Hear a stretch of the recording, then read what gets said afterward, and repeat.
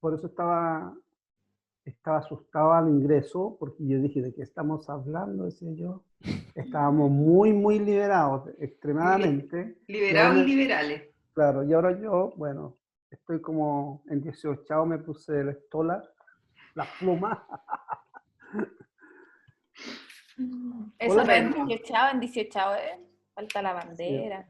Oye, No, pero que espérate, estoy en mi patria gay. Oye. Ah, Bien. pero sí, la patria gay, Sí. no sé, yo ¿Te parece que no? ¿Y el power gay? ¿Tú crees que está ahí bajo no qué? sé, yo ¿Ah? siento que está bien, pero yo siento que ya es mucho. Es mucho. Es Ya Darío, hemos mucho. abordado todo. Sí, estamos muy ándate. locos. Es mucho, porque ¿sabéis qué? Ay, se olvidó el concepto. ¿Cómo se dice cuando se habla del el lobby gay? El lobby Estoy gay. cansado del lo lobby gay. dije. Ustedes dos Oye, son parte del lobby gay. Ay, oye, ojalá. mira, el otro día me caí de espalda, porque hay una ministra o subsecretaria Ah, sí. que dijo una huevada, parece que se confundió, Lorena so- Recabarren. sobre esto de Sí. hacerse de cuando uno es invertido, enderezarse. Sí, tan enfermito, dijo. Y ahí yo dije, puta, he estado ciega como Mónica Madariaga en una burbuja, porque yo pensaba que esta cuestión, que ya estábamos más o menos avanzados, pero no. Así que Claro, ni lo vi ni nada.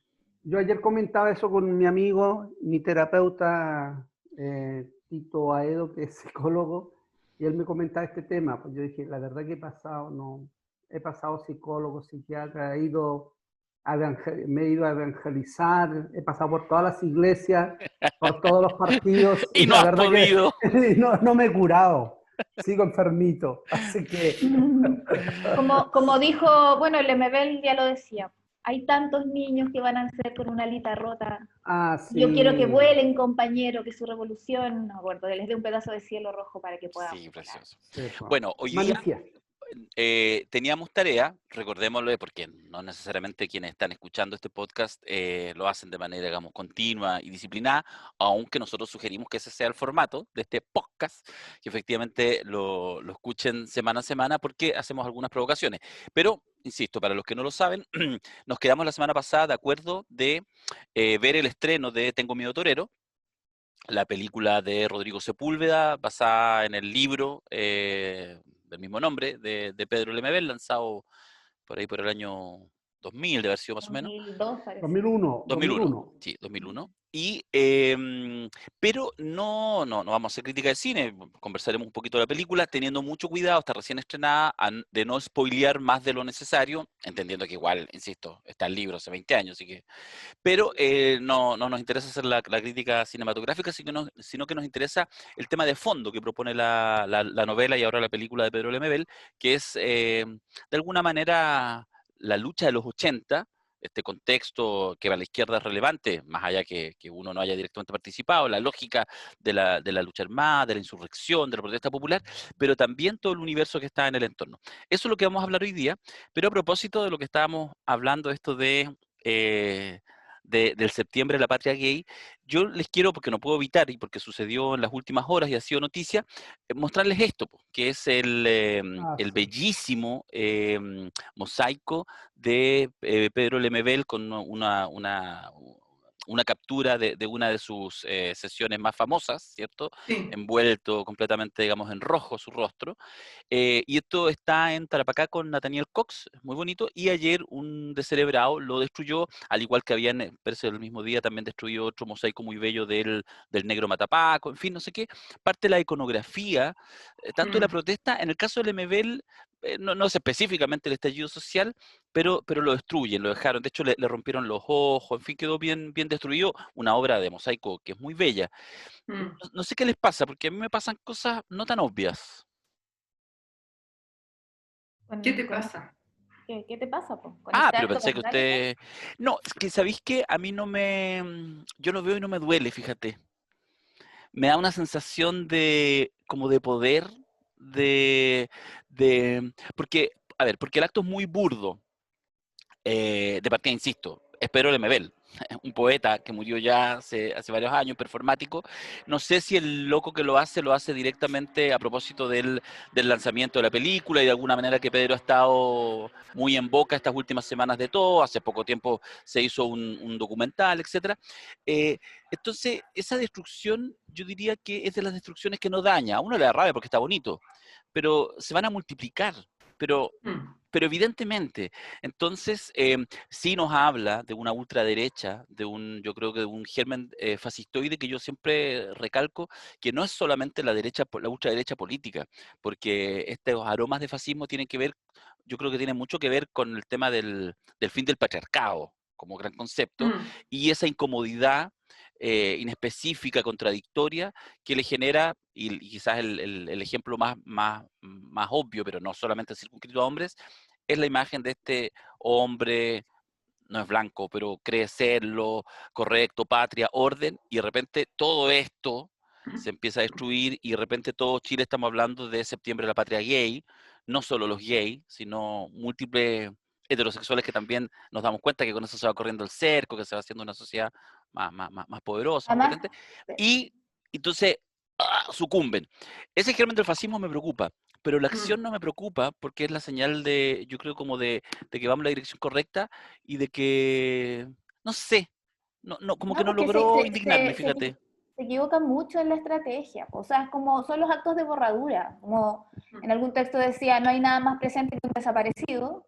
También no hay nada más evidente, ni obvio, ni visible que un acto que intenta anular o borrar alguna, sobre todo un ícono de esta naturaleza. Mm. Yo me acuerdo mucho de un documental que se llama Robar a Rodán. De repente, Mm. en futuros podcasts lo podemos comentar, un documental chileno que es muy interesante y que habla de este evento que sucedió hace ya varios años en el Museo Nacional cuando se roban una escultura de Rodin y lo que sucede después que se roba la escultura, porque spoileando, a ver si alguna vez alguien lo ve, Dele nomás. y además está documentado, salió en la prensa, algunos se acordarán, de que el plinto vacío de donde estaba la escultura de Rodin ha sido el lugar más visitado en la historia del Museo Nacional de Bellas Artes. O sea, El plinto es la estructura donde se pone, sobre eso se pone la obra de arte. O sea, la obra de arte. O sea, la obra desaparecida, la que ya no estaba, fue la que recibió más visitas en la historia del museo. Había un acto ahí extrañísimo de insistir en la ausencia,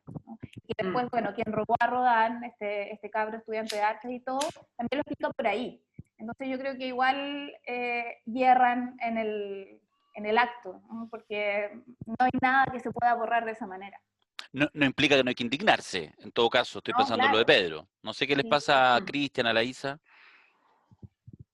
Sí, no, yo comparto bastante. Me pregunto, eso sí, quiénes son estas personas. Yo no estaría tan... No sé si son actos de la ultraderecha o no sé realmente, pero sí es una tontera. Es una tontera porque la verdad, yo estoy muy a favor de la producción iconográfica, pero claramente la figura de Lemebel la van a hacer 10.000 veces. Y me recuerda también cuando destruyeron la estatua de Matapaco y el pueblo la reconstruyó la mañana siguiente, Claro. sin ningún, o sea, de una manera rápida, automática, artesanal. Entonces, bueno, da cuenta de que estamos en un antagonismo y me parece bien, me parece bien. Llevábamos no sé cuántos años haciéndonos los Unidad Nacional, cuestión que la BIN repone esta semana. Me parece bien que haya antagonismo y hay que poner cuero duro, hay que poner cuero duro porque esto va a pasar más de una vez. Por eso yo hoy día vine con las plumas para reivindicar a Pedro y también a todas nuestras locas y locos, loquitas, ¿sí?, que se desbordan por la humanidad y por Chilito. Y claro, me pasó quizás lo mismo y cuando miraba esta mañana el mosaico y era el reflejo del lanzamiento de Gomillo Torero con sus plumas rojas, ¿cierto? Esa es como la estética de ese mosaico. Y nada, pues, los negacionistas se disparan a sus propios pies, porque finalmente hace que se engrandezca mayormente Lemebel y también este mundo y esta sociedad que va evolucionando, que va cambiando y que la propia película, ¿cierto? El fin de semana tuvo más de 100.000 personas, 100.000 viendo Tengo Miedo Torero. Y nada, yo creo que lo que va a haber ahí un acto de reparación masivo, un acto en que vamos a reivindicar, todos vamos a ir, ¿cierto? Y todos van a ir a Nathaniel con Tarapacá, porque la huella de Pedro es imborrable. Y el transitar por esos lugares de Santiago, lo que va a reivindicar, incluso ese barrio, nada, como usted ya lo planteaban, yo creo que no le hace daño al mismo que al que El hizo ese perpetrador. acto. Sí. Claro. Ahora, digamos, para que quede Y claro, no es nada, que no esté lo mismo, es decir, efectivamente, pero es lo que dice un poco la Isa, lo dice así a la pasada, que en el fondo lo relevante es lo que activa. O sea, lo que quiero decir es, hay una frase, estás viendo el Rogerio, hay una frase notable, que en su minuto, cuando yo era cabro chico, estábamos en dictadura, uno la tomaba literalmente, pero que es muy hermosa, independiente de la literalidad, que es una frase de uno de los grandes luchadores nicaragüenses, Carlos Fonseca Amador, que decía: días amargos para la revolución no serán aquellos en que los fusiles libertarios sean derrotados, sino aquellos en que sean derrotados porque no hubiera nadie que los empuñara. Es una frase absolutamente de los 80, ya vamos tranquilos, que uno tenía en su pieza, no sé qué. Pero es cierto, hoy en día no son fusiles, son acciones, organizaciones, es sentido de comunidad, son performances artísticas, es una multiplicidad de aspectos de cómo uno hace día a día su pequeño aporte, por ejemplo, humildemente en este mismo podcast, para empujar y correr los límites. Y ahí, eso, es decir, cuando efectivamente, por supuesto, nos indigna y es una barbaridad y vamos a perseguir, mostraba recién las imágenes, los tipos están identificados, hay uno que está con arresto domiciliario nocturno, en fin, vamos avanzando, si hay que hacer, no hay que dejar nada al azar. De hecho, me escribía por interno, casi se me olvida, no me acuerdo el nombre, Carlos parece, que en la comunidad de gente que vive por ahí, iban a como comunidad, no sé si como junta de vecinos, interponer acciones judiciales contra los tipos que habían destruido. Fantástico, sí, sí, sí, hay que hacerlo. Lo que decimos, es un poco lo que señala la Isa, es que efectivamente vienen más Pedros Lemebeles, más homenajes, más lados, y eso quiere decir que efectivamente estamos en una época complejas como todas, difíciles como todas, pero donde pareciera que estos actos no gozan de impunidad. Y esa es la satisfacción, y eso es lo que hace que cuando uno mire esta escena de la destrucción, no te quedes enmierdado, porque entiendes que efectivamente no lo sacan gratis, no solo ellos que lo están haciendo, sino las ideas absurdas, complejas, contradictorias y muy básicas que ellos representan. Yo creo que eso está Sí. power. sí, y lo otro que quería complementar un poquito eso, el tema que ellos actúan con odio, con odio. Y la verdad que la belleza, la estética, las diversidades, ¿cierto? Tiene una cuestión que para mí me llama la atención, que tiene que ver con la alegría, con lo libertario. Y que, por tanto, claro, no es que uno no se preocupe, porque finalmente estos sectores reaccionarios, ultraderechistas, fascistoides, están ahí. Pero la respuesta, yo creo que es la respuesta que nosotros deseamos, ponerle la fuerza social, la fuerza emancipadora y no quedar, ¿cierto?, de alguna manera que nos pongan cercas, sino que abrir esas cercas, abrir esos candados y no permitirles que nos tranquen el paso en los procesos propios de evolución de la humanidad, de los cambios que estamos viviendo. Bueno, y eso es algo que se constata también en la película. Si vamos a entrar a hablar ya de la película. Carlos Como Pastén, el que van a hacer la acción judicial. Bacán, Carlos, súper. Película. película, sí. Una película que rescata el corazón, creo yo, de la novela de Lemebel, si bien deja una parte afuera, que es la relación de Pinochet con Lucía, pero que logra, pienso yo, rescatar lo esencial, que es esta historia centrada en estos dos personajes maravillosos, una está la loca del frente, que nos habla de este margen, un margen que se ha corrido, pero que no se ha eliminado en cuanto a la diversidad, al tema de la homofobia finalmente de la sociedad. Y este otro personaje, Carlos, que si bien al principio engaña, está loca para utilizar su casa como un lugar para cumplir un plan, ¿no? ¿Puedo spoilear algo o no? No se puede. Lo sabemos por el libro, digo, ni siquiera por la película. Pero que transita Démosle. después. Alerta spoiler. Adelántase un Alerta par de spoiler. minutos.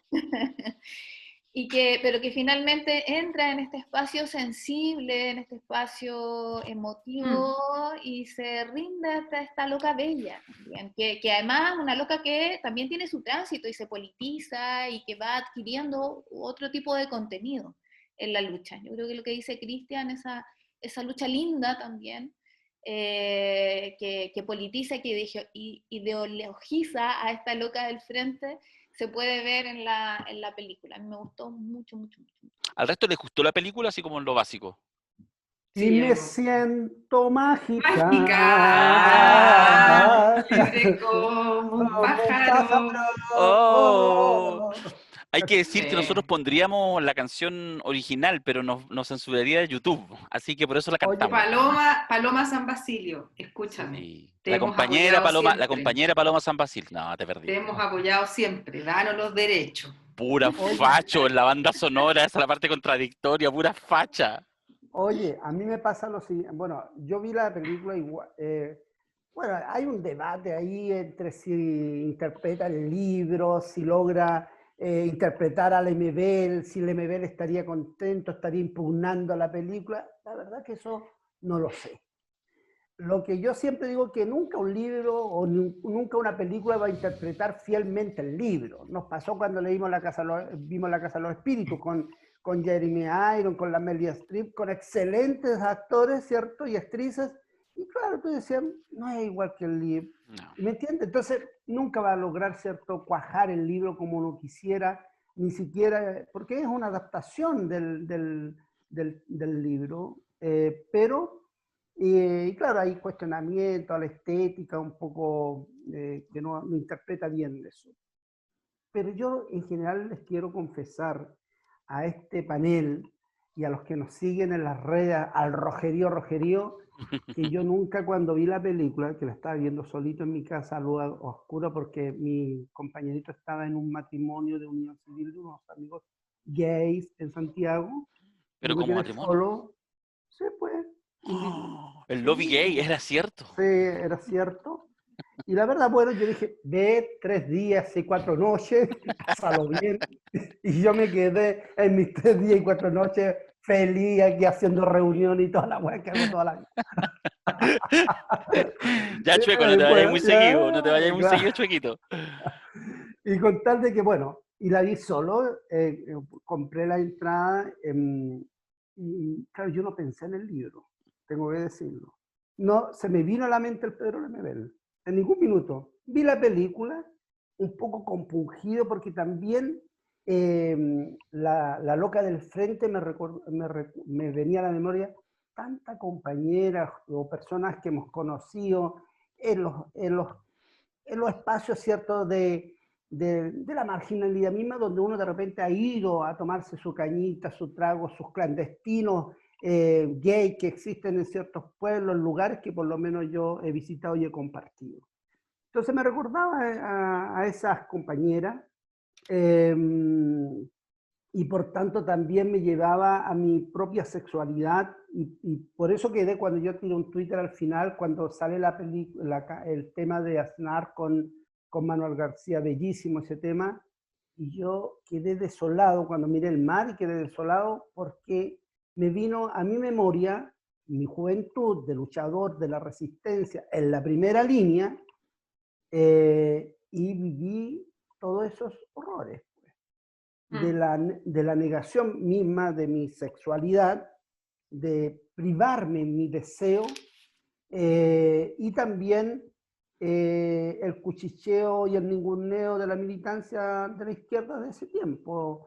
Y eso era duro. Yo quizás lo que me llevó al final de la película es trasladarme 35 años hacia atrás, y por eso me sentí desolado, o sea, desolado porque era una vida para mí muy solitaria, muy dura, muy de muchos temores, de tratar de heteronormalizarme en función de la lucha contra la dictadura militar y negarme mi deseo, mi sexualidad, vivir una juventud libre. Yo no lo tuve, la verdad que me negué todo eso y fue triste. Me emociono un poquito ahora porque fue triste porque eso me llevaba a la película. Entonces yo no he tenido el ojo crítico de la película, sino que me llevó a mi propia memoria, mis propias huellas, mis propias cicatrices, y eso lo vinculo sin duda con Pedro y con tantas compañeras y compañeros, pero sobre todo con los marginados de los marginados en ese mundo. Eso. Sí. A mí Sí, sí. Solo un comentario, Isa, tú no habías entrado, pero lo que pasa es que deja el punto, porque a mí me pasó eso, alerta spoiler, es la primera escena, pero alerta spoiler, cuando entran los milicos al Cagüín, ¿cierto? Clandestino, en ese mundo transformista, travesti, y matan. Y esas muertes existieron y no están en los informes Rettig, muchas de ellas, porque se mezclan, porque en el fondo es más en Crónica Roja. Efectivamente, la travesti hasta el día de hoy en general es Crónica Roja y no hay una mayor profundidad ni de la prensa, ni de nadie, ni del entorno, probablemente ni el entorno, porque se asume así de qué es lo que hay detrás. De hecho, lo concateno con la escena siguiente, con toda esta cosa terrible que acaba de ver la loca al frente, digamos, ¿cierto? Y se vuelve a juntar con sus amigas. eh, y en realidad, si tú te fijas, la muerte de ese personaje pasa rápido, porque así es la vida nomás. Así que ya un saludo por ella nomás, no sé qué. Y no hay mucha más alternativa, porque ahí hay una como, incluso como yo diría, una cierta como falta de profundidad, ¿cachai? De que hay vidas que tampoco tienen mucha posibilidad de profundizar en los duelos, sino que hay que seguir adelante nomás, porque así es Pero, la cosa. Y eso pero hay una... es Ah, que sí, dale. solo un punto con eso, que hay se habla como de una producción de ausencia que la loca conoce, que la sabe. O sea, en esta escena donde finalmente ella tiene que hacerse cargo de llevar un armamento en su cartera, y está la protesta, y está todo el mundo saltando, y llegan los milicos, y todos al Más alerta suelo, spoiler. y ella sigue caminando con la cosa, y pasa porque no existe. Nadie la ve, y es tan consciente de eso, que bueno, y así es la vida, ¿no? Es tan margen, por eso lo digo, como producción de ausencia absoluta, un poco ligándolo con lo que tú dices. Sí, sí, yo creo que la cuestión de la vida y la muerte, o de la muerte que no importa, dijéramos, o de la muerte ultrapresente, más bien, y que por lo tanto puede pasar desapercibida, es una cuestión de los 80 y bueno, y desde el 73. Y en ese marco supongo que la muerte de travestis puede explicarse también en eso, pero también porque son travestis, y eso me trajo a la memoria, ahora que estaba hablando, Darío, un libro de Claudia Rodríguez que se llama Cuerpos para odiar, que es sobre travestis que aparecen muertos. Y que por supuesto no reciben ninguna atención, quizás de la prensa amarilla, me dijiste, y si no, ninguna. Y en ese sentido, claro, hay una invisibilización total de personajes o sea, de personas que no tienen, que son travestis y son pobres. Y esa cuestión es fundamental.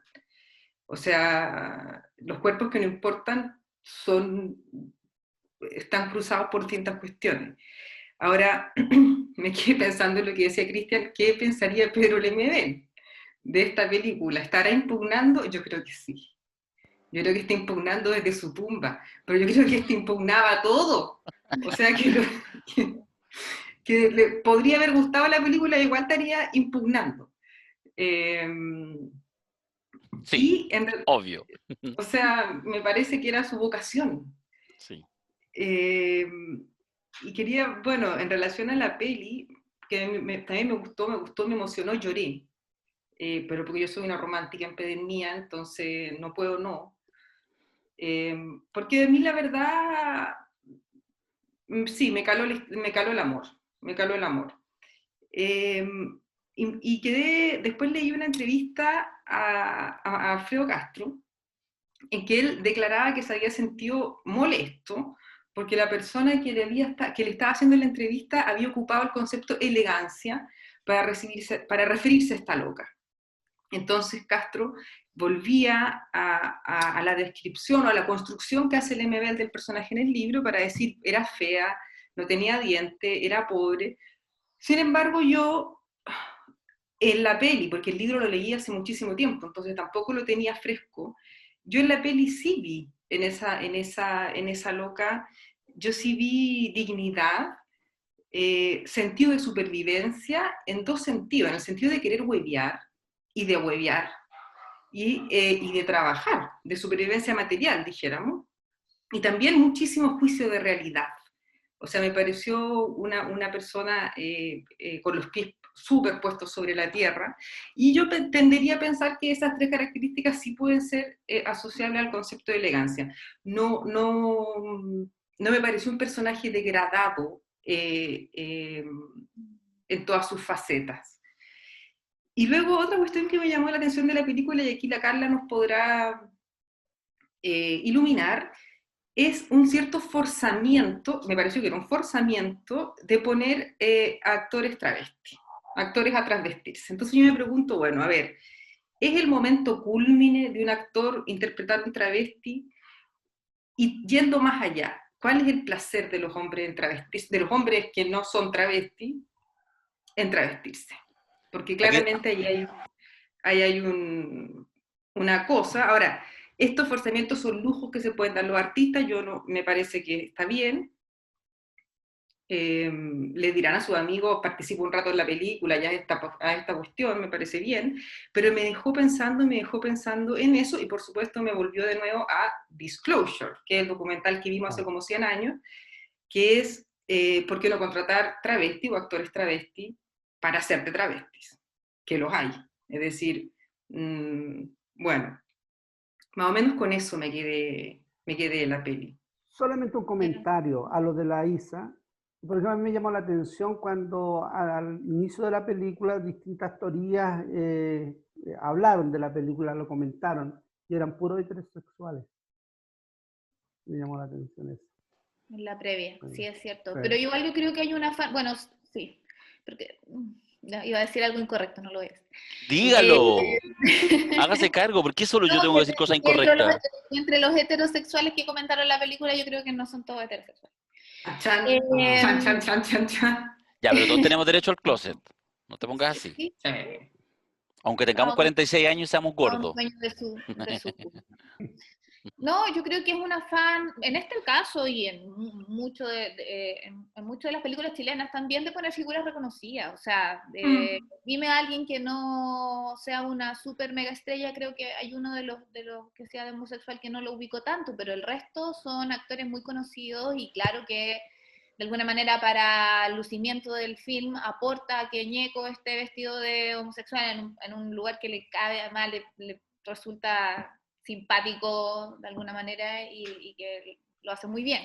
Yo creo que a veces lo más difícil es ver actores trans u homo haciendo de héteros. Yo creo que eso es más complejo. O sea, cuando vemos a Daniela Vega haciendo una mujer en la serie La Jauría, un poco nos agrada y también nos impresiona porque, menos mal, ahora sí puede hacer de mujer. Eso yo creo que es menos recurrente. Ahora que no se llamen a trans para hacer de trans, yo creo que es un recurso más que nada mediático, de impacto de la película.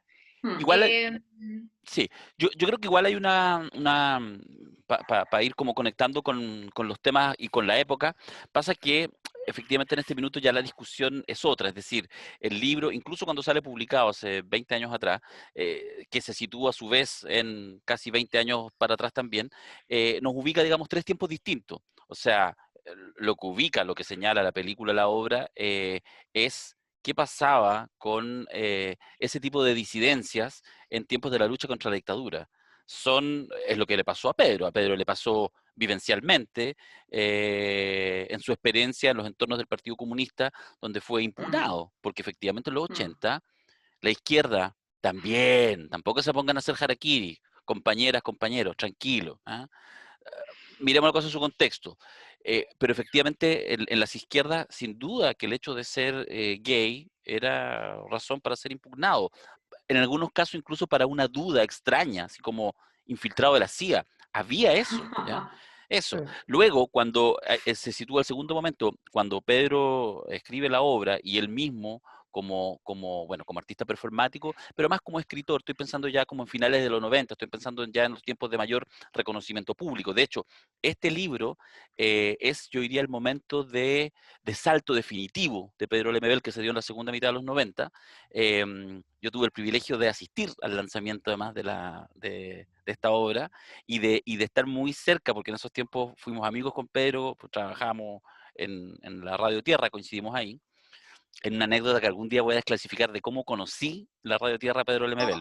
ahora. No, porque nos Ahora, vamos a ir del tema. ya, ok. Sí. Bueno, ¿la cuento? Pues, Bueno, ya, pues Porque aburrido. habla mucho de Pedro. ¿Ah? Porque, compañeros, la versión, ustedes que nos están escuchando allá lejos, no se hagan una versión edulcorada de Pedro Lemebel. Pedro Lemebel se hace no una habría versión. sido su amigo probablemente. No. Y probablemente les habría caído mal si lo pillaban algún día atravesado, que era común. Bueno, en la radio, Horrible. sí, por Oye, supuesto, pero ni Pedro Lemebel, ni la Violeta Parra, ni la Chabela Vargas. No, por supuesto, por supuesto. sí. Son Malditos y genios, los queremos. malditas. Bueno, pero Pedro me tenía buena onda. Eso te quiero decir. Yo llego a la Radio Tierra primer día. Ganas tendría. No, no, no, lo conversamos. A todo mi equipo le tenía ganas, pero no, yo por alguna razón no soy gusto de gay. Soy muy feo, yo creo. Pero no es por macho, al revés, quizás porque soy poco macho, no sé. Hay una discusión, pero siempre me ha pasado, yo me sentí un poco Porque discriminado por la híbrido. comunidad. Yo siempre me he sentido discriminado por la comunidad gay. Nunca nadie me ha dicho así, nunca he sentido que alguien me haga ojito. Sí, me da lata igual. Ya, bueno, en fin. Entonces llego a la Radio Tierra, después de algunas reuniones, en fin, entonces los lunes yo hacía mi programa. Eh, entonces llego el primer lunes, cuando el programa era a las 7 de la tarde, 8 de la tarde, llegaba temprano, como a las 3 de la tarde, para seleccionar música. Entonces en la Radio Tierra, ahí en Purísima, había en ese tiempo una salita donde estaban los cassettes y los CD, algunos CD ya en ese tiempo, pero cassettes varios. Y era una sala muy pequeñita que tenía como, no sé, 1,20 m de ancho y que se dio 3 metros de fondo. Y las paredes forradas con los cassettes y con los discos. Entonces, uno entraba, o yo creo que menos, tenía un espacio como así. No pasaban dos personas, pasaba uno. Y quizás podían pasar dos personas, pero bien toqueteadas. Entonces, llego yo y entonces me dice, sí, anda a buscar ahí, seleccionas la música que quieras para tu programa. Ya, me meto, empiezo a buscar ahí. Y entonces, de repente, entra Pedro Lemebel. Entonces, yo miro, hola, le digo yo. Imagínate, mayor cabro chico, tenía, no sé, 20 años, 22 años, 20, no sé, por ahí. Entonces, hola, y entra. Entonces empieza a buscar música así. Me voy a parar, me voy a parar, me voy a parar. A ver, ya, si sale mal, así es la vida. Entonces, empieza a buscar así música él. Ya. Entonces empieza a avanzar. Y por lo tanto yo, como en realidad no podía pasar por el otro lado, empiezo a seguir buscando música, pero arrinconándome. Hasta el final de la... Bueno, pasaron como 2 minutos hasta que finalmente me dejó arrinconado. Entonces yo estaba, aquí ya estaba la pared final y yo estaba aquí seleccionando. Y entonces él llega al lado mío y empieza así, y había cassette y CD desde arriba hasta abajo, hasta el piso. Y empieza así, a bajar, a bajar, a bajar. Hasta que efectivamente su cabeza estaba acá, al lado.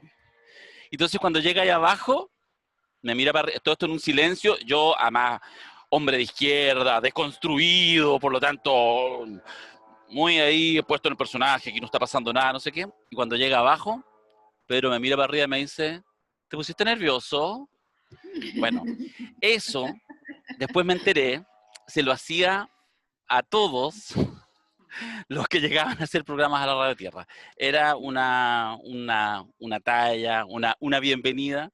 Así que no, después me comentó, me dijo así, me dio la bienvenida, en fin, buena onda. Y después se lo hizo a gente del equipo, yo estuve como 3 años y medio, 3 años haciendo el programa ahí, pasaron varias gente, algunos estudiantes en práctica de periodismo, el que llegaba, pero se lo hacía. Eso quería comentar, y nada, fue un placer en esos años compartir con Lemebel. Ya viste, se me fue el tema que yo quería comentarles. No, una otra cosa que yo quería decir es que yo no me dejo de asombrar del lenguaje del MB. De esto que él llama esta lengua marucha, como que claro, tiene que inventar un lenguaje porque no está dentro de la literatura formal o de la academia para expresar las emociones. No es una poesía, sino que es algo como cuando en vez de, no sé, en vez de llamar maricón, usa marifrunzi, mariflor, o en vez de cola, coliflor, colibrí, brócoli, coliflor, no sé, como todas esas cosas y las frases además maravillosas que aparecen en la peli. Yo creo, y sáquenme de una duda. Hay una cosa que él dice, una frase que dice en la peli que yo creo que no está en el libro. Ese de, si algún día hacen una revolución que incluya a las locas, avíseme, ahí voy a estar yo en primera fila, creo que eso no sale en el No, libro. pues son frases de Pedro, hay más de una. Son frases de Pedro. Sí, hay más de una. Y de hecho, una de las cosas notables que yo creo que tiene el film es que hay un par de, unas 4 o 5 frases muy power de Pedro Lemebel, que ya uno más o menos las maneja, y que construye, yo creo que toda la escena solo para decir esa frase. Y eso es en el fondo un homenaje en el mismo film que es muy potente, que yo creo que funciona perfectamente. Esa frase es de Manifiesto, El la Manifiesto. que estaba diciendo Carla, y es de Manifiesto eso. Sí. Oye, solo una cosa por mi parte para cerrar con Lemebel y entrar un poco a la provocación de la que hemos hablado, de esta cosa de la lucha contra la dictadura en los 80, con esos claroscuros, que una frase que yo me quedo hasta el final, seguramente lo dijo muchas veces, pero el Pedro me la dijo en persona y tiene por lo tanto un impacto, que él me decía que una de las cosas que para él era súper importante para construir estas crónicas, él hacía en ese tiempo en la Radio Tierra, todavía se encuentran, pero no tantas, bueno, están en el libro, pero digo, las grabaciones que eran estas cancionero, las crónicas de Pedro Lemebel, que hacía todos los días de 8 a 8:10, entonces, y tenía que construir 5 a la semana, así era un trabajo productivo muy intenso. Entonces, ¿cómo a él se le ocurrían estas cosas? Y él decía, literal y metafóricamente, decía que lo importante era que de repente uno va caminando de su casa al trabajo, del trabajo al donde sea, al almacén, etcétera, y entonces que lo importante era de repente uno tenía que doblar a la derecha para ir a su lugar y doblar a la izquierda, o seguir derecho. Es decir, el habitar la ciudad y salir de la ruta. Él decía que eso te abre la percepción, que en el fondo cuando uno sale de la rutina, en algún minuto, así, porque sí, ¡pum!, te aparece otro mundo, te aparece algo que no viste, o algo que también estaba en tu rutina, pero que ya la dejas de ver. Yo creo que eso es súper interesante como, incluso en la acción política, es decir, tratar de mirar cuando uno dice esto de pensar fuera de la caja, bueno, efectivamente es pensar, es mirar más allá de la rutina. Yo creo que eso está bien power. Los 80, ¿qué les provoca a los 80? Cada uno desde su posición, porque algunos somos más mayores, otras son más jóvenes, algunas son un aprendizaje posterior, otros lo vivieron más en primera persona. ¿Qué les pasa cuando piensan en este minuto y miran la evocación de lo que fue la lucha contra la dictadura muy romantizada de los 80? Yo viví la dictadura esa época con intensidad porque fue la apertura de mi conciencia. O sea, ahí asumí mi conciencia. Me acuerdo clarito que fue el año 85, en marzo del 85. Entré a militar el año 84 en el Partido Socialista CNR, la Coordinadora Nacional de Regionales, y nada, era secundario y andaban todos marchando y yo miraba de lejos las marchas, pese a que mi hermano estaba en la primera línea. Y ahí hice como ese compromiso de militancia y nada, me lleva a esa lucha de resistencia, me lleva a entregar la vida por derrocar la dictadura, porque esa era o sea, si había que ponerse dinamita y abrazar a Pinochet, lo hacía, y yo por lo menos tenía esa convicción cuando asumí mi conciencia, porque sentía de que el horror de esa dictadura tenía que terminar. No podías concederle nada, y bueno, después viene la frustración de la transición pactada, pero en los 80 uno la vivía en la complicidad, en el compañerismo, en la fraternidad, en el cuidarnos también. Y nada, yo creo que había un mundo muy solidario, muy solidario ante la situación del horror que se vivía y los miedos. Yo creo que ahí aprendí a conocer el compañerismo, y por eso no es fácil hacer militancia hoy día en este tiempo, ¿cierto? Porque ahí tú dabas la vida por tu compañero y tu compañero. Hoy día la verdad que el compañerismo dura una cuadra, pues, con suerte, ¿entiendes? Entonces, esos son niveles distintos de intensidad, de construcción también, y estaba muy presente. A mí lo que sí me lleva a esto también, no disculpe, sino más bien, que en ese tiempo estaba mucho lo de la Peña, del Silvio Rodríguez, de toda la música protesta, y yo era lejano a la música protesta, tengo que decirlo, confesarlo. Mientras todos mis compañeros escuchaban a Silvio y toda la música, y yo no cachaba la weá, porque yo andaba bailando con la Cyndi Lauper, con Michael Jackson, Se nos con cayó la el programa. Madonna, íbamos tan bien. con la Madonna. Entonces yo decía, yo iba a la barricada, pero a mí me gustaba así, esa música. Entonces, en general, y tengo que confesarlo, no me gustaban las peñas, me aburría profundamente. A lo más bailé la guaracha del Fai alguna vez en alguna tocata en la casa, pero en el fondo lo hacía porque era como que me obligaban quizás era mi resistencia a normalizarme como heterosexual, ¿cachai? A curarme de mi enfermedad. Entonces quizás era una vez rara en mí, porque efectivamente a mí Michael Jackson, weón, y la Cyndi Lauper y la Madonna, esta Lucky Virgin, yo quería tener todos los crucifijos posibles, pero claro, no me atrevía, porque en el fondo quizás vivía lo mismo que vivió Billy Elliot cuando quería hacer esa película, ¿cierto? Quería ser un bailarín. Y yo, claro, también hijo del carbón, me gustaba las artes, me gustaba toda esta escena, y estaba la lucha contra la dictadura, y tenía que optar por... Y yo con una familia proletaria, con todas las dificultades, ¿dónde ponía yo el corazón? En la lucha contra la dictadura. Entonces ahí trataba de ponerle un poquito de color a esa lucha, porque le ponía pañitos de color a las mesas, ordenaba las cosas distintas. Entonces ahí estaba mi complicidad de mi sexualidad, quizás en la cosa más bien de cuando había carne de asco. Entonces le ponía un poquito más de color y un poquito más de situación, de sustancia diversa. Eso me lleva a la... Darío, voy a decir algo.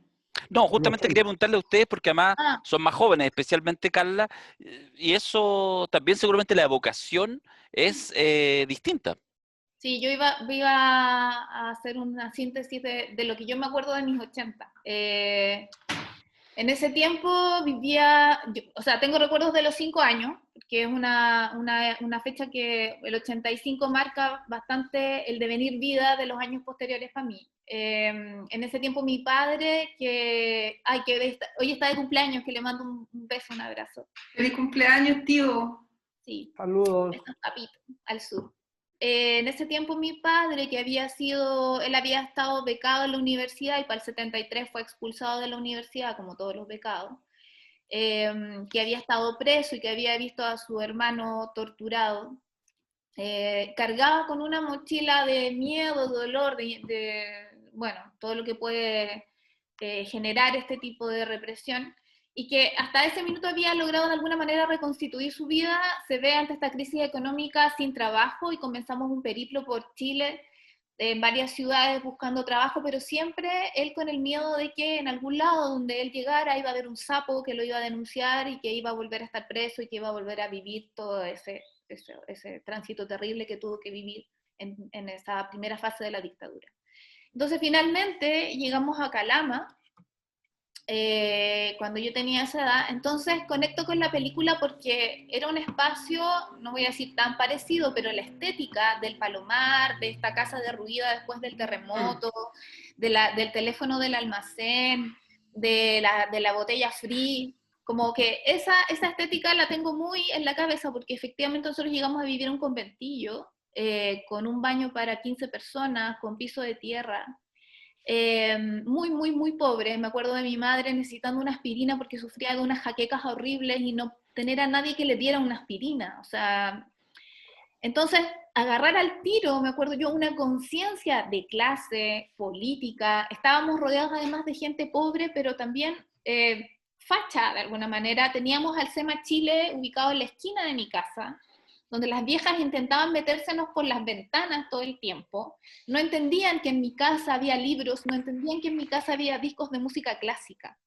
Me acuerdo que para las peores épocas con mi papá salíamos en bicicleta, cargábamos sus preciados libros atrás, los clásicos, Dostoyevsky, Tolstoy, qué sé yo, y sus discos, y salíamos con un pañito a vender al centro de Calama. Esa me acuerdo que fue las primeras etapas como de este yo tomar conciencia, así como Cristian toma conciencia política en algún minuto, a mí me pasa luego de comenzar a vivir esta experiencia y de sentirme también, yo entré como una especie como becada a un colegio en donde estaba la hija del gobernador, estaba la hija del alcalde, de no sé, pura gente también peligrosa.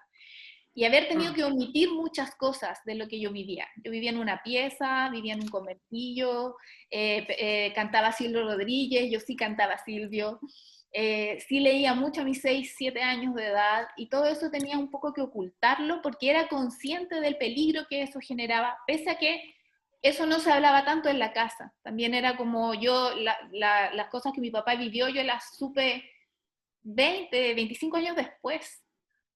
Entonces, nada, como que todo esto me pasaba con la película, que entre la estética de la vida y también esa búsqueda de dignidad dentro del horror, creo que yo también, pese a mi corta edad, ya el 89 tenía 9 años cuando retomamos la democracia, pero la puedo sentir, vivir, me vibra en el cuerpo, y además es parte, me marca para mi vida completamente a futuro, o sea, lo que soy creo que se inicia ahí. Buena entrada. Sí. Y difícil porque, o sea, bueno, yo realmente de los 80 no tengo prácticamente recuerdo, excepto que mis papás me llevaron al auditorio sindical de Chucky a ver a los prisioneros, que debe ser el mejor momento de mi, porque bueno, conocer a Jorge González, o sea, escuchar a Jorge González es una cuestión maravillosa, pero ¿Tú viviste en Chucky? Claro, todos los 80. Y Se eso me había era tierra de Milico. se me había olvidado, ¿verdad, po? Tierra de Milico. Entonces, en ese tiempo. Y por supuesto que, claro, comparto con la Carla esta sensación de silencio, de tener que estarse callado uno, y de cuando empezó el plebiscito, de empezar a cachar qué profes se alineaban con qué bando. Y eso sí fue un momento cuático, de cuando, no sé, cachar que una profesora tenía medio escondido un llaverito que decía no, y empezar a poder mapear a las personas con que estaba, y porque en principio el mandato era no mapees nada, no digas nada, pasamos piola y ya está. Y el único acto que recuerdo, pero ya no sé si es un recuerdo mío o es que me han contado, es no haberme mandado a saludar al dictador cuando fue a Chucky, estando nosotros ahí. ¿Con banderita? Sí, haber impedido esa participación. Pero más que nada, bueno, yo me he ido un poquito acercando a la cuestión de los 80, tuve un momento, una conversación en Arica con un colega que fue muy heavy, un colega que tiene alrededor de 50 años, y no sé de qué estaríamos hablando, y él me empezó a hablar de su experiencia en los 80. De lo que había significado estar en la universidad en los 80, y hasta donde yo recuerdo, él no había participado activamente en ningún movimiento que se haya dado en la lucha armada, pero evidentemente las armas eran, en estas carreras de humanidades y ciencias sociales, pan de cada día. Entonces había estado en contacto con esas cosas y lo que él había significado, y sobre todo me quedé con una lectura, con su lectura sobre la desolación de esa generación. De la generación que luchó en los 80, y que ya fuera porque tenían una convicción previa, como los miristas, o porque se haya ido construyendo una convicción, como en el PC, arriesgaron la vida, tal como decía Cristian. O sea, pusieron las cosas se fueron poniendo en el registro de esto es vida o muerte. Y al respecto, entonces, cuando se planteó este tema para el podcast, y como yo soy izquierdista de cartón, tuve que investigar, y vi ahí con una colega y amiga, Tamara Vidaurrázaga, que tuvo a bien pasar mi lectura, porque yo no sé. Y de esa lectura que bueno, además son sobre mujeres en la lucha armada, y eso o sea, es conmovedor. Hay una frase que me pareció, no sé, que quizás engloba la cuestión de esta lucha contra la dictadura en los 80. Al final era tan natural morir como luchar.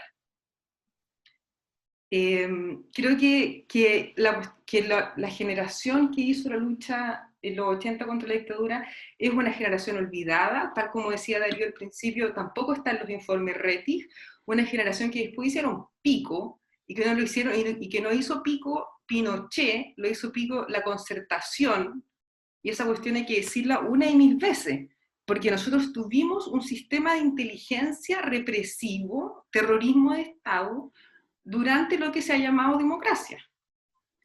No me acuerdo quién era el facho que dirigía, pero creo que dirigía la oficina. Schilling, Ese. diputado socialista. Marcelo. Bueno, ¿te das cuenta o no? Sí, por supuesto. O sea, yo cuando Isabel llega a Tamara Vidaurraza, yo la conocí chiquitita con su hermana en la cárcel de Coronel, porque su madre, Soledad Arangui, había caído en lo que fue la operación Alfa Carbón, donde ejecutaron a 7 compañeros del MIR, y cayó detenida ella, la Cristina Chacaltana, bueno, estaba Arinda Ojeda, estaban otras compañeras del frente, y yo muy joven fui a visitarlas a las cárceles. Fue como mi primera relación política formal de toma de conciencia, porque yo entré a militar en el año 84, pero era como por moda. Pero yo empecé a vivir mi toma de conciencia en términos como yo aquí me quedo, fue cuando el caso de Gollado y el caso de los hermanos Vergara Toledo y Paulina Aguirre Escobar, cuando marzo del 85 yo me iba al Liceo de Coronel y en el espejo estaba escuchando la radio cooperativa o la radio chilena, y yo la verdad que yo decía, yo no quiero vivir esto más. Y yo sí tengo que entregar la vida. Fue un juramento que yo hice al espejo, por eso a veces en el espejo yo, la verdad, era tan dramático, dije, yo voy a dar la vida por esto. No quiero que esto continúe más. Fue dramático, y ahí yo asumí una convicción, mi conciencia la vivía ahí y nunca más, y ahí hice ese vínculo con las prisioneras políticas, iba a la cárcel de Coronel, era como un correo con los compañeros, sin tener militancia en el MIR. Yo era del Partido Socialista, CNR, más bien por una cuestión de herencia familiar y también porque había que militar. Pero era eso, de que la vida en función, pero también de lo que tenía que ver con la libertad, que tenía que ver con la felicidad del conjunto del pueblo. Por eso quizá uno se desprende de tanto, uno nunca está pensando en uno mismo, siempre está pensando en cómo las cosas son mejores para todos y todas no para algunos. Entonces, claro, eso no significaba que no te divirtiera, eran otras formas, eran otras complicidades, pero había esa humanidad y ese de cuidarnos, y que hasta el día de hoy yo puedo no ver a compañeras 20 años, el amor hacia esa compañera, hacia ese compañero es intrínseco. O sea, el escuchar a la Cristina Chacaltana es de una humanidad, pero que para mí me estremece hasta el día de hoy, cuando pocas veces conectado por redes o intercambiado mensajes, o todos los compañeros, o sea, cuando tú ves compañeros que perdieron familias completas, y aquí están, y a veces son duras, ¿me entendí? Duro, pero es por lo que le tocó vivir. Ahora quizás yo viví un proceso de mayor, no adaptación, sino más bien entender la intensidad de la vida y los momentos que nos toca vivir, con sus horrores, con sus dolores, con esas cicatrices, con esas pelas y cicatrices, ¿cierto? Que Pedro decía, porque hay que caminar con eso, porque si no estamos condenados a la frustración, y yo no quiero frustrarme, por eso vamos de nuevo a la pelea nomás, compañeras. Quería apuntar una sola cosa a partir de lo que decía la Isa de esta generación 80 que no está en ningún informe. Tengo una compañera, una muy buena amiga, Tania Rojas, con la que construimos Venceremos y Será Hermoso, mi colega. Y que ella pasó una cosa un día. Fuimos al Museo de la Memoria y había una exposición de Alfredo Yarro, visual, y estaba en el subterráneo la exposición. Entonces era una exposición donde tú entrabas y estaba en oscuridad total. Al principio es para solamente 1 o 2 personas, puedes entrar, es como una caja, ¿no? Y está llena de espejos. y hay unos estímulos visuales y después tú sales, ¿ya? Pero primero estás encerrado y oscuro. Entonces bajamos por un ascensor, llegamos a la puerta y Tania le pregunta al guía, ¿está oscuro adentro solo? Sí, no, chao. Entonces agarró su manida y subió. Y yo entré sola a la exposición. Entonces después que subí le dije, ¿qué te pasa? O sea, es que claustrofobia, no sabía, hace un par de años.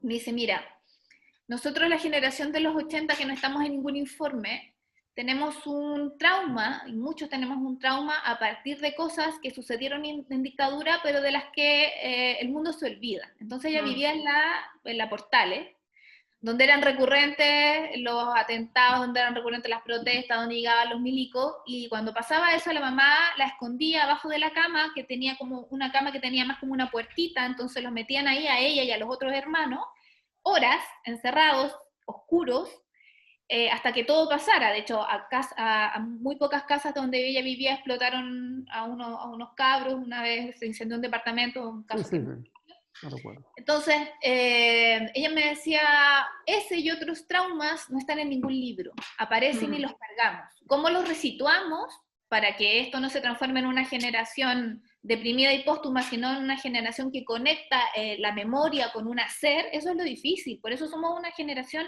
súper compleja también, y distinta a los cabros que a veces vemos en la calle que están marchando ahora, pero es a raíz de esos traumas que están pero que no se ponen con la importancia de o tener un familiar desaparecido o haber sido víctima directa de vejaciones. Es heavy, cada cosa que hablamos abre un tema. De hecho, estoy haciendo anotaciones para ordenarme, es un desastre, porque tengo tantas cosas que me gustaría hablar, al igual yo creo que muchos de ustedes. Entonces, cuando uno tiene mucho que hablar, al final hay un desorden, al final no tira ni una idea, tenía 10, no tiró ni una, pero bueno. Pero digo que se van abriendo cada cosa, cada experiencia, algunas muy subjetivas, pero que se conectan con otras y que ahí van generando también un mundo, abre. Por ejemplo, lo que tú estabas señalando, Carla, es esa magnitud de las experiencias que son chiquititas, pero que tienen esa clave del terror. De hecho, lo partiste diciendo a partir de la propia experiencia de tu padre, post golpe, que cuando él mismo seguramente ahora mira, de repente dice, quizás exageré, quizás no me andaba buscando la DINA o la CNI 3 años después, si yo era un pobre weón como miles y miles y miles, pero efectivamente tuvo la capacidad de ser, porque después uno puede mirarlo. Yo me acuerdo, a propósito de la experiencia que señaláis de Tania, uno de mis buenos amigos, estoy hablando ya años 88, 89, del barrio, el Manolo, que lo detuvieron 3 días estuvo, pero lo agarraron así a la salida del Darío Salas, del liceo, estaba como en cuarto medio, tercero medio, y, y con unas molos, y lo agarraron y estuvo, digamos, toda una tarde sin saber dónde estaba. Estuvo y recién al siguiente día, estuvo 3 días detenido, en una especie como de cuartel, lo andaban como buscando. Bueno, el Manolo nunca volvió a ser el mismo. Y tú decís, al final, no fue un preso político, no fue... O sea, en realidad sí, 3 días, a esa edad, sin saber. Torturado, claro, no estuvo en la picana, no estamos al año 73, 74, pero Sí, golpes, chachazo tipo grande. Entonces, esa es la magnitud del terror, que no tiene solamente que ver, insisto, que después las cuentas, las estadísticas, decir, mira, sí, yo estuve 3 días preso y me pegaron. Ah, bueno, una cosa. No, eso te cambia, te transforma a una persona. Esa magnitud del terror es heavy. Cristian, quería ir. sí, es que yo quería ir a eso, porque muchos no entregamos testimonio de nuestra situación y muchos, yo conozco a muchas compañeras que estaban en la primera línea, en la primera acción, claro, no pasaron por cuestiones de días, pero oye, igual fuimos detenidos, maltratados, recuerdo perfectamente, yo un día camino al cerro donde vivía, nos intentaron atropellar a mí con mi hermano, un auto de la Senaco, con puntos fijos en todos los lugares, el temor era horrible, o sea, tenías que dormir con ropa. ¿Tú sabes Y qué? eso, y eso yo te digo, por ejemplo, en general, muchas compañeras vivimos esa situación. Nosotros incluso, me acuerdo cuando nos tomamos la emblemática toma del Liceo de Lota, se habla mucho del Liceo 13, creo en Santiago, no me recuerdo bien. Nosotros el 4 y 5 de septiembre del año 85 nos tomamos el Liceo de Lota con los milicos afuera, con tanquetas. ¿me entiende? Entonces, durante 2 días resistiendo la ocupación con la CNI, con el despliegue de los milicos. Entonces, claro, uno de repente, ahora cuando tú empezás a hablar, claro, yo trataba de poner algo más lúdico en función de la película y trasladarlo a los propios dolores y horrores, pero también, claro, uno dimensiona el horror, era una cosa impresionante. En el, No, en la nunca más. conversación, en el otro boliche que tengo, La Cosa Nostra, con Mirko Macari y con Alberto Mayor, hicimos un podcast especial el día 11, sobre el 11, que nos gustó harto, quedamos los tres muy conformes porque sacamos un tono probablemente distinto, lo que uno hace a veces un poquito más juguetón, pero en ese contexto yo de hecho comentaba una cosa que después en redes algunos criticaron, porque que yo decía que una de las características de la dictadura de Pinochet es que fue una dictadura y utilizaba un concepto que se lo escuché a Tomás Mulián hace años atrás, del tema de la economía de los cuerpos, es decir, en Chile hubo 17 años de dictadura y 3.000 muertos. Deja ponerle esa cifra aproximada un poco más. En Argentina duró 7 años y hubo 30.000 muertos. ¿Ya? Eso no hace menos terrible a la dictadura chilena, la hace más sofisticada, que una de las razones por las cuales hubo herencia. Es decir, no era necesario salir ya el año 85 a pitearse a 30 personas. Era necesario degollar a 3. ¿Ah? Era necesario en una protesta agarrar a 2 y quemarlos vivos. Carmen Gloria Quintana y Rodrigo Rojas. Es decir, cuando uno analiza, efectivamente, no era una dictadura sanguinaria en el sentido que hubiera todos los años miles de muertos. No se sostuvo a través de una sofisticación de la maquinaria del terror. Yo no voy a entrar en la valoración ética, porque es una discusión creo que absurda, qué es peor o qué es mejor. Lo que yo quiero decir es que efectivamente la maquinaria del terror era una maquinaria mucho más sofisticada, que incluso, insisto, no necesitaba salir a matar a diestra y siniestra. Por supuesto que hubo cualquier asesinato de por sí mismo ya es una locura. Pero lo que quiero decir es que efectivamente estas experiencias que estamos hablando del terror, porque el terror logró calar y fue súper eficiente en miles y miles de hogares Se mantiene chilenos. hasta ahora. Se ¿Ah? mantiene hasta ahora, pues sí. En el fondo las nuevas generaciones están rompiendo el El miedo, miedo, claro, pero el miedo. eso es ahora. Pero en general la gente, el miedo es una cuestión que la dictadura y los 30 años después sigue ese miedo y por eso nos paralizamos y por eso la revuelta tiene ese significado liberador, porque perdimos el miedo, nunca más les creemos a estos hueones, nunca más nos Sí, quieren, ¿entiendes? Eso fue, recién se libera 30 años después. ya, y por No es eso, fácil. lo último que quiero decir, o sea, para que sigamos, pero no para, he estado más acaparador, perdón, es que el tema de la romantización de la lucha de los 80. Este era mi comentario original que quería. Porque hay una romantización. De hecho, hace un rato escuchamos a Cristian, no voy a decir si es falso o no, porque fue una romantización que es correcta, pero hay una romantización, yo creo, efectivamente, de los lazos que se creaban en esos años. Y por otra parte, hay un sentido muy fuerte de la derrota. Yo creo que es una cosa que también se cuela bastante, porque la derrota de los 80, yo creo que es una derrota bien terrible para una generación. Ahora, yo sé, porque lo he hablado muchas veces con Cristian, que a veces hay algunos, o habemos algunos, que nos rebelamos también contra ese sentido de derrota. ¿Qué quiero decir? Hay una generación que es la generación que vivió el golpe, que fue derrotada, porque el enemigo les pasó por encima. Literal y metafóricamente, un tanque militar les pasó por Aniquiló. encima. Pero la derrota de la generación de los 80, tal como decía la Isa, este amigo con el que habla, súper bueno el apunte en Arica, es una generación que fue derrotada de una manera extraña, no hubo un golpe, hubo un retorno a la democracia, hubo una transición. Y de repente, no al tiro, no al primer día, algunos a los 6 meses, algunos 2 años después, algunos 10 años después y algunos 30 años después, se dieron cuenta que hubo cierto engaño que siempre tiene buenas razones para justificarse, pero que fue la transición, que fue la alegría que no llegó. Entonces, una derrota distinta, es compleja porque es de los propios, es la derrota de la tradición de los propios. Dicho esto, yo creo que hay una película que muestra estas luces y sombras también, que puede ser interesante, ya que hace hartos años ya que salió un documental chileno, que es El actor secundario, con el cual justamente con Cristian varias veces hablamos, porque ahí de alguna manera aparece esta generación, a propósito de la emblemática toma del año 85, creo que fue el 85, la primera grande 85. del Arturo Alessandri Palma, el liceo que está ahí en el Parque Bustamante.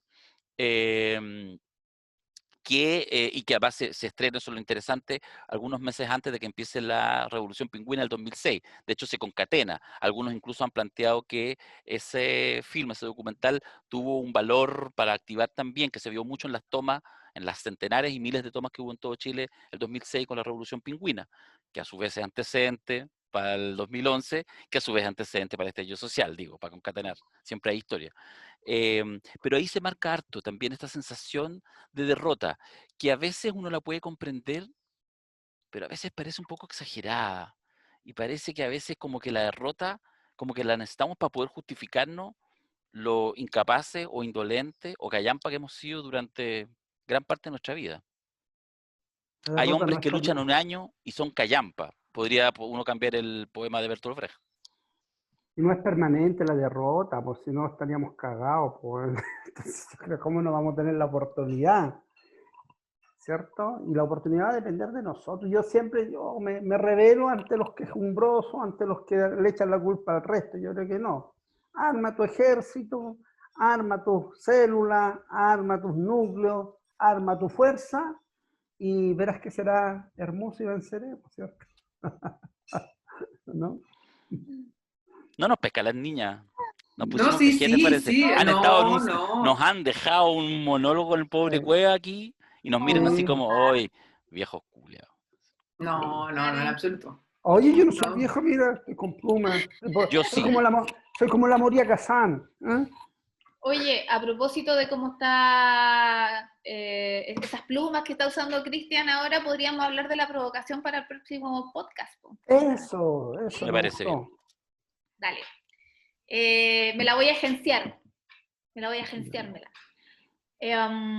Podría compartir pantalla incluso, como para mostrar cómo se llega a lo que quiero proponer. Comparta. Comparte. ¿Qué aparece esta cuestión? Porque, a ver, Medio frío. la tengo abierta, pero no está. Excelente.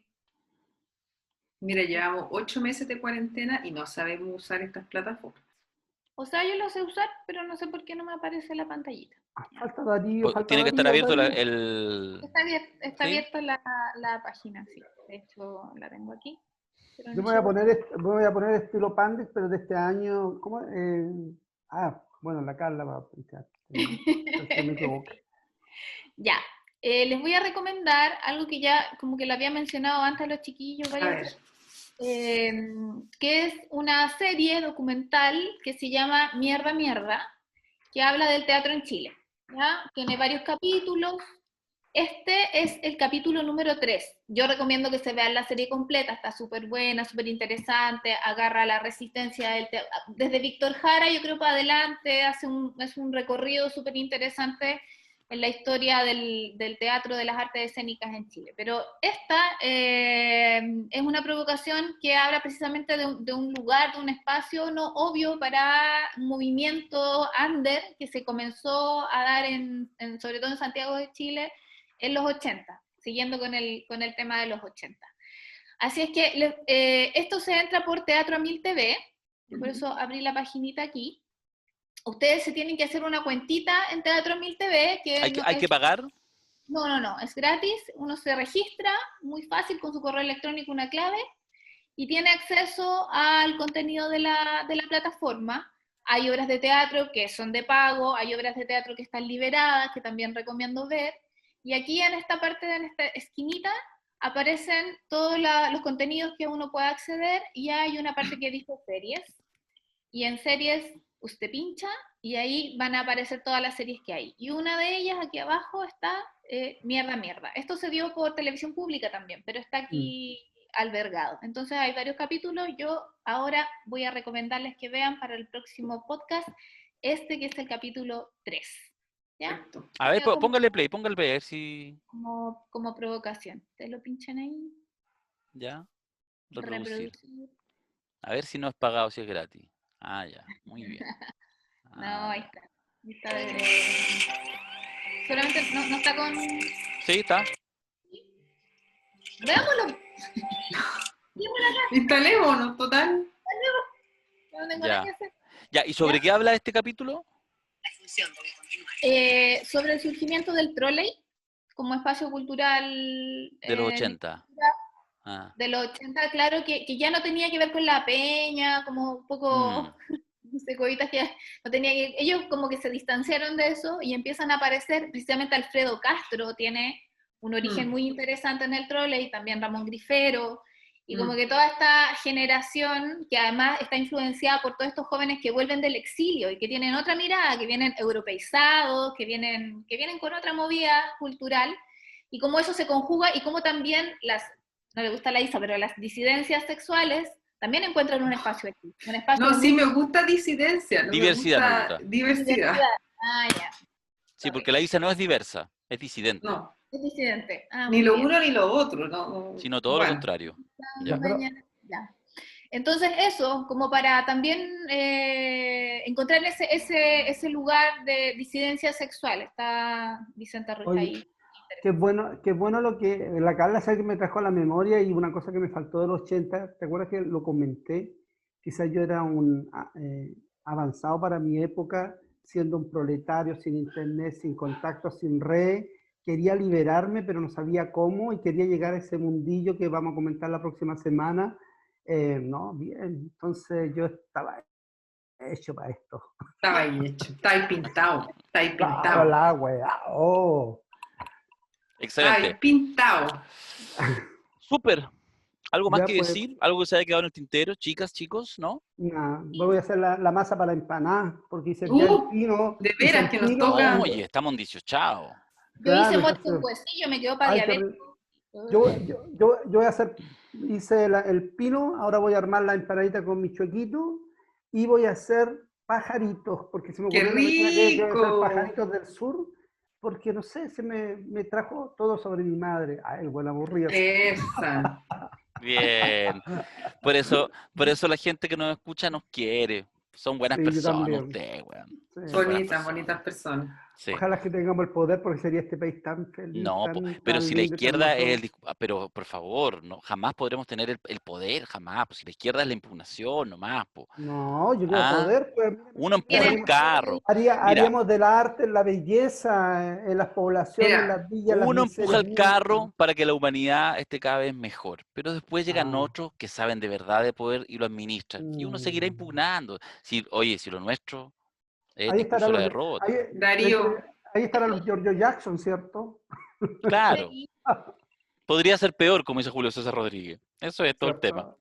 Ya, Ya, nos pues, vemos la chao, los próxima. quiero mucho. Vamos a emborracharnos, compañeros y gracias. compañeras.